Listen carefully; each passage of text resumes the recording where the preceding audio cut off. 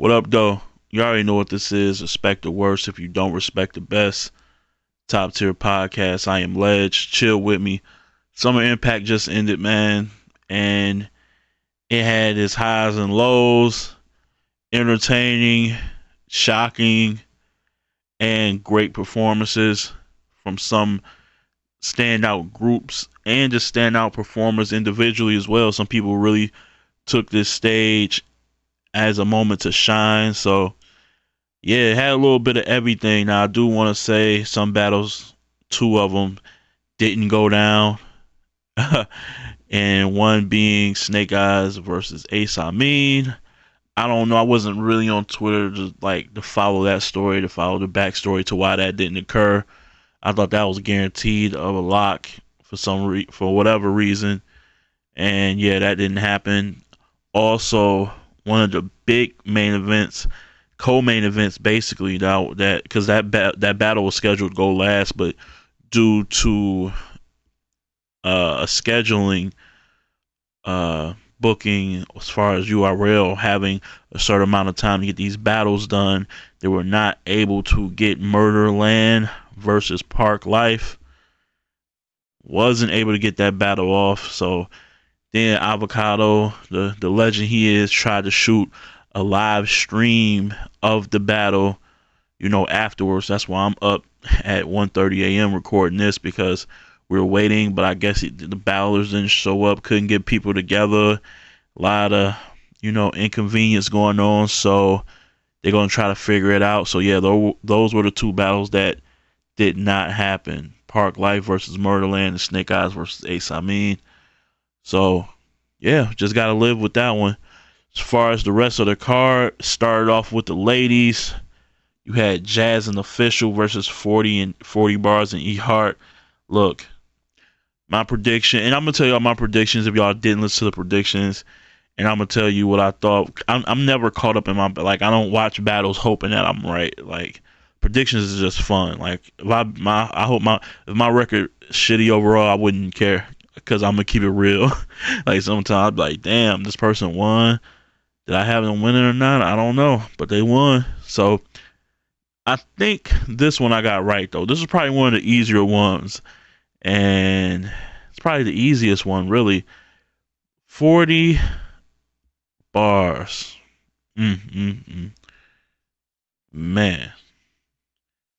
Don't know if we're gonna see her on the big stage on URL anytime soon. Jazz and Official basically 30'd them. Body bag. It was rough. And the sad thing is, the first round was getting close. It was getting close, because Jazz and Official came first round. They round was long. Some of it was warranted to crowd reaction. Some of it was a bit of mic issues. That was another thing that I think that didn't help with the time issues, with the scheduling and having them be, out of that venue at a certain time, because there was a lot of mic issues. Not just like a quick mic check 1 2 1 2. I'm talking about battlers yelling "Turn me up," you know what I'm saying, like 50 times, and still asking the crowd, can y'all hear me? And this, yeah, so that round was long due to a lot of that, some crowd reaction, maybe them stopping for certain lines that didn't hit hard, but they thought it hit hard enough to stop. But overall, it was fire. You can tell when people really hang together and really fuck with each other. Like, the chemistry is natural. It's not forced. It's not, I'm trying to fit into your world and you're trying to fit into mine. I will say I noticed Jazz aggression was way up in this battle. Like, I never heard, she talked with a bit of grunt and growl in her voice or something. It was dope. I think she could take that and just do that as a solo battler, because her punches hit way harder. We know she's a good writer, and what's funny is she's in that class with 40 of really good writers and punchers, a little more slick, and you know what I'm saying, and witty. But the difference between her with her aggression and 40's, which kind of to her detriment in this battle, I said it in the predictions. On stage, she's just not. She gotta move around. She gotta, punch with heat. Put some bass in her voice a little bit. to turn it up, to turn the volume up, and she just didn't do it. Only for maybe like the first 8 to 10 bars of the first round. Look, man, it was bad. It was ugly. It was nasty. That was a mean 30. It was so bad. Get this, for those who didn't check it out or think or looking for, yes, what everybody's saying is true. It was so bad that, for one, the crowd was yelling to 30 before 40 and E Hart could even rap in the third round. What made matters even worse, they didn't want to rap in the third round. You heard it. They forfeited. They fucking forfeited the third round. Apparently 40 didn't have 40 bars, only had about 4 bars. You can't make this shit up, man. Like, that's crazy. That's crazy. And it was so bad to the point where they were beginning to argue and bicker with each other. And E Hart, no shame. She was fired. Like, her aggression, her performance was even a little better. Like, I already got her as a chick you don't want to battle. Forget a chick, just somebody you don't want to battle, just anybody, male or female. Nobody. She can punch. She was doing her thing. And like I said, the first little 10 to 12 bars of that first round, I'm like, oh shit, I think I tweeted it out, like, it's getting close. Like, they saying some stuff, man. They saying some stuff. She's had like a line about the body, like 40 of them was talking about Official's body and Jazz's body and catching a body. It was dope. They had some material, but it just wasn't enough, man. They got the axe bad. Next battle, I believe, was Geechee Gotti and Rum Nitty, every fucking bar versus NWX, and man, battle of the fucking night, bruh. Battle of the fucking night. That's probably my favorite 2-on-2 of all time, man. That was really good. Every round had something in it. The third was a little softer, little more dry spots in it, but still, dog, NWX, Shine and DNA, first round, they took off. Oh my goodness, they took off. They took off. The way they weave back and forth, and they change speeds, and they're punching about every bar, and they're just so creative with it, man. It's so like because it's certain pockets that they get into when they go back and forth that just makes them unstoppable, man. Because for one, DNA doesn't get credit for being the setup guy. A lot of times he's setting up K-Shine to tear it down, and he's really great at it. Like, the way they write together is crazy. So that battle, and then Rum and Geechee, it's weird, not weird, but it's dope because I like Rum and Ill Will too. So like, Rum shows you he can stand on his own and punch, but he can also fit into groups, and I think that's dope. Like, cause this would seem effortless. They opened up the first round with a rebuttal that hit too. That hit, to real talk, to me, it hit more to me than it did in the building. It hit in the building, but that shit was fire. Then they combine their slogans together. What they say? You nigga, use us. Suicidal bitch. Like, that shit was, yeah, man, they was in a bag. Classic battle. I don't want to say classic. It's almost 2:00. I'm saying wild shit. I don't want to say classic. Y'all know I don't jump the gun like that. It's a very, very good battle, though. Very good battle. Tons of replay value. Right now, as it stands, I gave NWX the first and slightly the second by a hair. They got the second. And they tried this prop in the third where they brung a guy in a costume as a tree to, like, and then try to work this, the whole Geechee Gotti, how I'm out of tree angle. But I felt like they didn't even need the tree. The dude as a tree just came out and stood there. didn't really do anything, didn't really contribute. I thought at some point he was gonna say a few lines or something, like, but it didn't hit. He eventually just left. It was weird, but yeah, it's a good battle, really good battle. I believe the battle after that was John and Don and Hitman multiple remixes versus No Name Gang, man, like Clips and Goods. And to be honest with you, didn't see this coming. But I did see this coming. I told y'all John and Hitman first round, because it's Hitman first round king. And John done had some great first rounds in this shit. His first round against Geechee most recently was one of them ones. They came out fucking. That was a real theme for this event. A lot of people, I would say a lot of the groups that aren't normally together came out strong in their first rounds. I would say that's a very notable thing to pay attention to. John and Don and Hitman came out guns blazing, bro. What? And like I said, people were sleeping on their chemistry. They really rock with each other too, kind of like how Jazz and O rock with each other. Like they really fuck with each other. You can tell, man. And it was really good. You know, I thought Clips and Goods started off very slow, and for the rest of the battle, they were chasing. Like, you know, when a team gets off to a strong lead in any sport, oh man, I feel like I'm starting to be Sue Surfing compared to basketball all the time. That's nasty.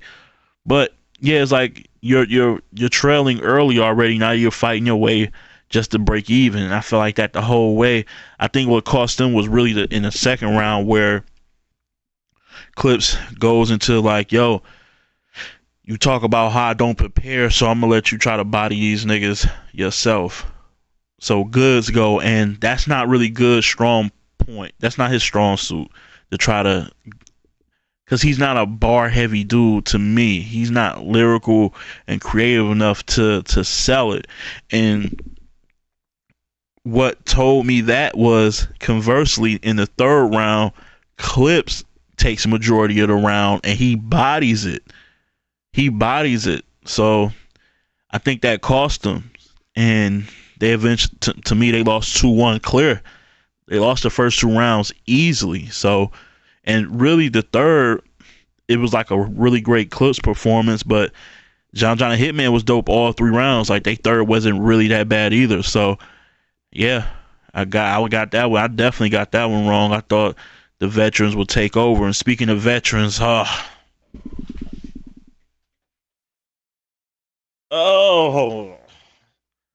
let's get right into this shit. Let's talk about it. Listen, look. They are from Highland Park. I'm tired of y'all on Twitter talking about Detroit looks bad. Detroit doesn't look bad. Calico did not rap at the event. These gentlemen are from Highland Park. I swear, I could have sworn I seen them in their early days, like with their name and their strengths and weaknesses and all that shit. Could have sworn they said Highland Park, man. We gotta talk to X. Nah, somebody ask X Factor. I think they're from Highland Park. They can't be from Detroit. Not going out like this. Marv, and Quest. So they went against Suge and New Jersey Twerk, right? And I said on the prediction show that I said there's no gray area for Twerk and Suge. I said they was gonna either they were gonna be really, really good, or they were gonna get bodied. And they fucking spaz, man. They spaz. They went OD. Yeah, they went OD. That, I didn't see that coming. That was wild. That was wildness, man. I don't get it. I don't know what they that first and second round, they were so explosive, man. Like the shit, and Suge did his thing, but the shit Twerk was saying, it was crazy. It was crazy. And Marvin Quest tried. They just, you know what was funny? It was because in the last time I seen them, well, I seen them versus Geechee and B Dot. But I'm talking about as far as URL when they went against Steams and Chess, they were the bullies. You know, Steams and Chess were what came across as kids to some bully niggas, aggressive niggas, PG fucked up. You know what I'm saying? Like those lines sound real mature and grown, but Marv kind of opened up the first round like walking towards Twerk and Suge, and that shit he was trying to pull off just doesn't hit against them. And then when they come with their material, you can hear the difference in just aggression, projection, and intensity. It was at another level. And then they was dunking, and oh man, they from Highland Park. I can't do it. Jersey. I'm moving on, man. I'm moving on. That was nasty. And I'm saying this just the first two rounds because I gave Marvin Quest the third, I guess. Like, I don't know. I don't know, man. This is. And then you had the main event that actually did go down in Loaded Hollows versus, I call him Gun Life, man. I can't call him GunzNCake. Just I ain't rolling with that. But it was a really good battle. It was a really good battle. I would say Chess has to work on self control. He's on these big stages because they were doing mic checks, and in the middle of a mic check, he's pressing some of the entourage that came with Loaded Hollows, talking about I'm a gangster or I'm from I don't know what city or area. I forgot what he was repping, but yeah, they was throwing him off a game, trying to throw him off his game. It didn't really work though. Chess was dope in this battle, man. And I think within a week to prep like that for this matchup against these two guys, that's admirable, man. He did really well. Like the stuff he was doing with Rock, I think we clearly see there was no other better replacement because they speak that gun talk, the things that they use to act out their material is very similar. Like there was no like Av couldn't have moved around like how like how Chess moved around. Because I always said he was probably the only other person I see as a replacement. But yeah, it had to be Chess. It had to be. He was just lacking. They were just lacking originality. They had a few dry spots, and also they just lacked that. They had chemistry, but there were points where you can tell that somebody was supposed to say a line and somebody was supposed to say it either together or by themselves. They were stepping on each other's toes a little bit, just a little bit. It wasn't like overwhelmingly obvious. It was just like, oh man, like if that was surf, that would have been much more cleaner. You get what I'm saying? Some shit like that. But and that's for Lux, and that's for Lux and Hollow. They killed it. They killed it. That first round I thought was really, really good. I thought the second was really good until I don't see this was debate. I don't know if it was mic issues or Lux really forgot his material and they were trying to buy time by saying it was mic issues. That's the problem. I don't know what that was. Then a guy who was on stage came looking out the crowd saying stop recording. Apparently, like I don't know, but it was a weird round because Lux was in his bag. He turned into like this RoboCop machine type of dude. And he was like talking real robotic and mechanical, like moving mechanically, like just oh, that shit was hitting.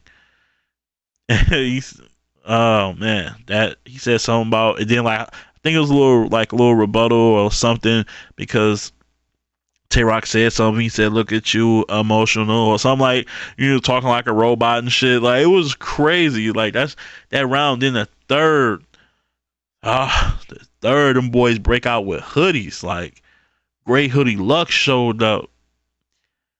Mr. I'm Not Excited hoodie shows up with Hollow, and they was doing their thing, man. I enjoyed that. That was an enjoyable battle, because like I said, Rock and Chess was good all three to me too. It wasn't a bad battle. It's just, you can tell at certain points in their material, you can just tell where Surf was missing, because he would have amplified something and said something with a little bit more oomph to make it land harder. That's it. That's all it was. But Chess did his thing. I want to see him versus Shine now. I think he's ready. And yeah, man, I got that battle 2-1 Loaded Hollows. And I believe on my prediction show I went with Gun Life. So like, I was wrong and I don't care. Like, you know what I'm saying? That's how I roll with predictions.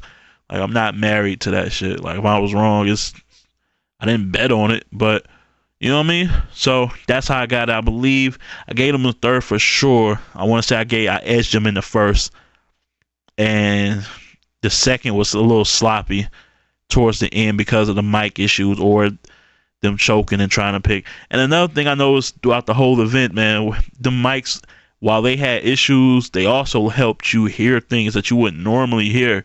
Like, I heard when Hitman was telling Show Out, it's your turn, or something like that, or get ready. And he did it. And that's the thing I forgot to mention, Show Out.